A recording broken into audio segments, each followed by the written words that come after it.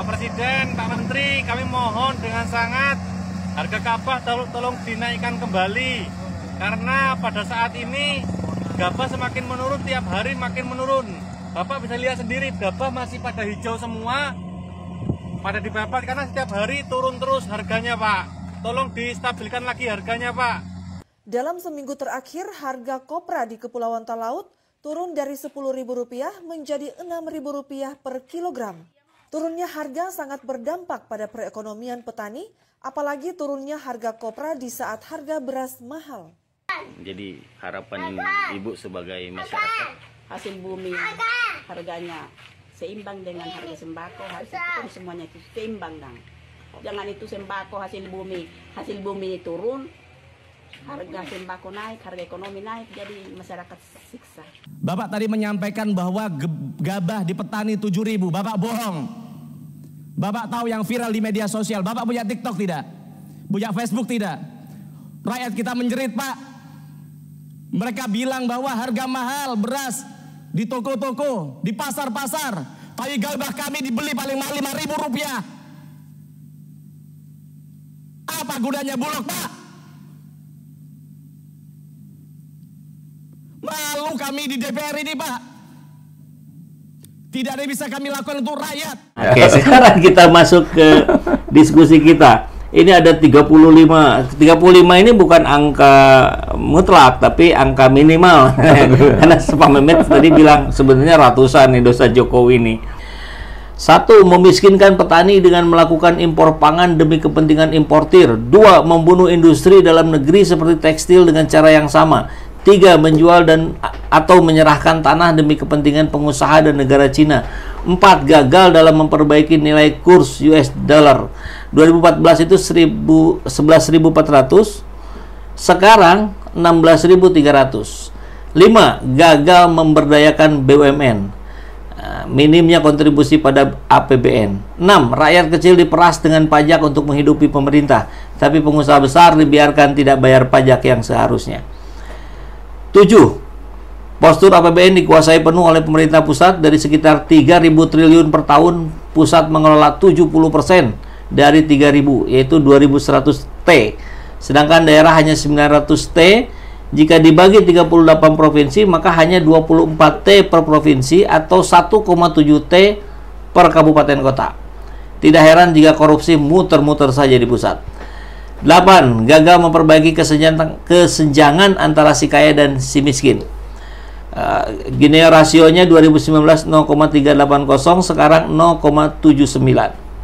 9. Membiarkan terjadinya kerugian negara dengan menggunakan dana APBN hasil keringat rakyat untuk membiayai pengusaha non-pri dan asing. 10. Melanggar Undang-Undang Nomor 28 Tahun 99 tentang KKN secara sadar dan sengaja. 11. Utang resmi RI 2014 itu 2,6 triliun sekian. Sekarang 8.000 triliun lebih, naiknya 320% dalam 10 tahun. Utang tidak resmi lebih banyak lagi. Oh, gimana Pak Mehmet? Ngeri ya? Ngeri sekali ini. Makanya kita kasih judul di awalnya aja, ngeri ini. Ya, ini bukan soal suka tidak suka. Ya. Tapi ini fakta. Ini fakta, ini fakta ya, kita kupas. Sekarang petani Indonesia ini terkesan harus miskin. Kenapa? Misalnya harga beras nggak boleh naik, ya. Harga gula nggak boleh tinggi, harga minyak goreng misalnya nggak boleh tinggi. Padahal yang kerja itu si petani. Nah, ujungnya adalah pendapat, kan impor aja, daripada produksi ini. Impor, dikit-dikit ngimpor. Kenapa nggak digenjot produksinya? Karena ada yang masih seneng impor, ya karena ada yang hobinya impor. Karena apa? Untungnya gede. Itu terjadi di gula. Akhirnya produksi gula tersendat-sendat, terseok-seok. Yang untung importir, kerjasama sama perdagangan. Dia nggak bakal dapat izin impor dari perdagangan. Kalau misalnya biasa-biasa aja tuh enggak ya. Jadi sudah rutin. Nah, siapa yang mengelola itu? Ya naga-naga itulah. Ya. Ini yang kalian bilang itu Pak Jokowi presiden terbaik. Kalau dia sayang sama petaninya, dia sayang petani, nggak perlu impor beras. Ini malah impor beras 1 juta ton. Petani kayak kita ini sudah tersiksa, cari pupuknya sudah sulit. Racunnya pada naik semua. Garapnya sawah susah. Bawa traktor beli solar aja pakai barcode. Sekarang malah saya dengar menterimu ngomong itu atas perintahmu. Impor beras dari Cina 1 juta ton. Cuma kalau ada petani nih bilang ini presiden terbaik dunia. Wes ora mudeng nih orang ini.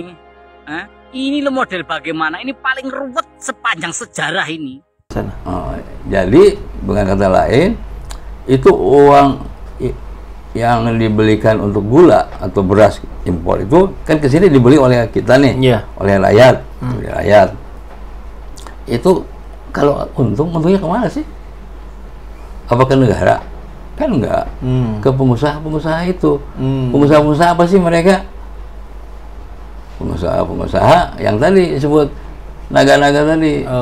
Nah, artinya kita secara sadar ataupun tidak sadar memperkaya mereka lewat fasilitas dari pemerintah. Terus kalau kita lihat juga APBN, ada 2.100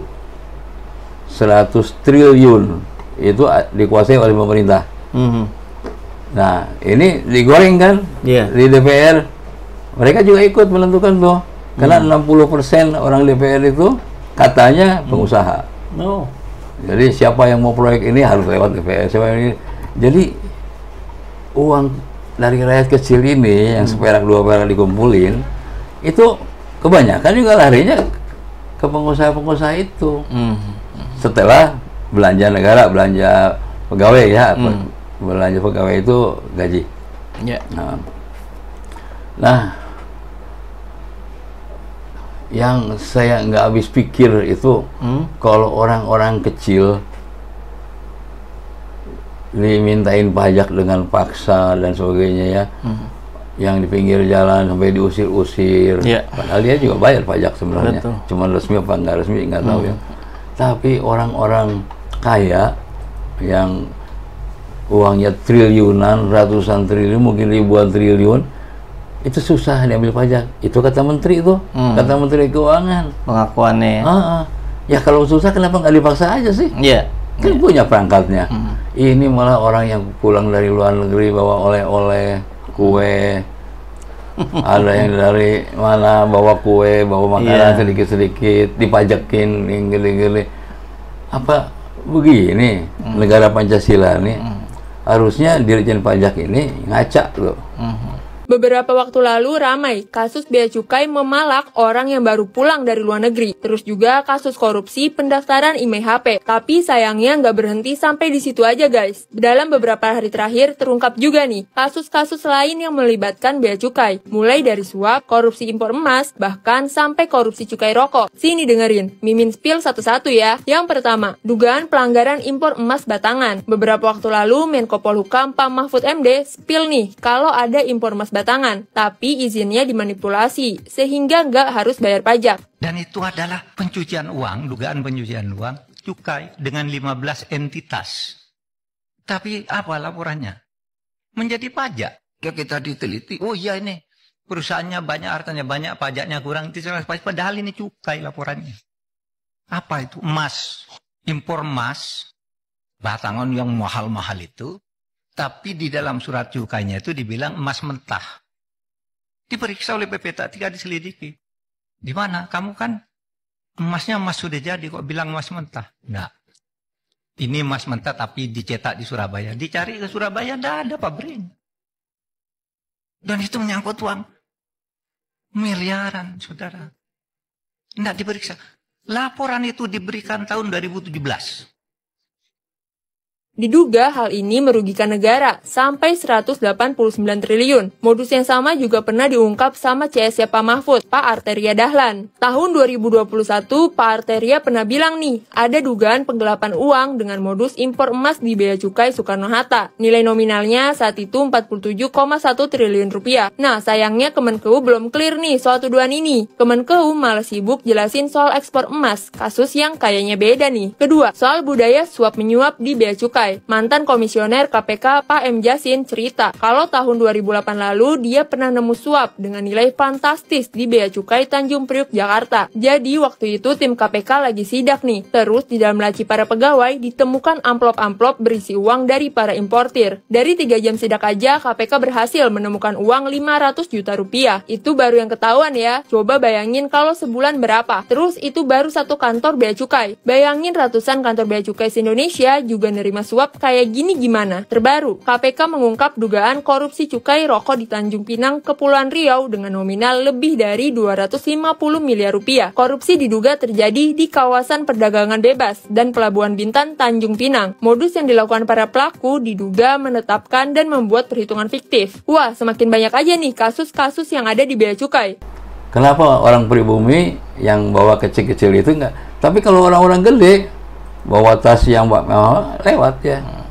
Ini akhirnya orang-orang kita itu jadi pelayan-pelayannya mereka orang kaya. Kan mengerikan ini. Ini nggak ada bedanya sama di zaman penjajahan, Iya memang dijajah. Tapi yang kalau dulu yang menjajahnya itu secara fisik kulit putih, kalau sekarang Belanda hitam, kuning dan kuning yang nyuruhnya.